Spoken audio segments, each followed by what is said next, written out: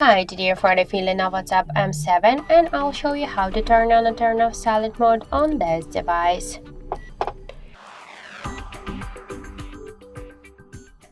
So first we should press up or down volume button on the right side of our phone, then we'll see here the bell icon. Just click twice to the bell icon and now our calls and notifications, they will be muted, so this means that the silent mode is activated.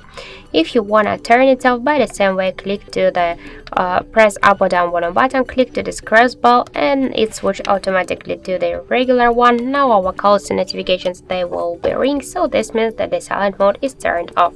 Also, we get one more way how we can do that. Just first open the control panel, then you'll see here sound icon. Click twice to this icon. Now our phone is muted, so this means that the silent mode is activated, and just to turn it off, click once again to the mute icon and that's it. So thank you for watching, and if you find this video helpful, don't forget to leave a like, comment and to subscribe our channel.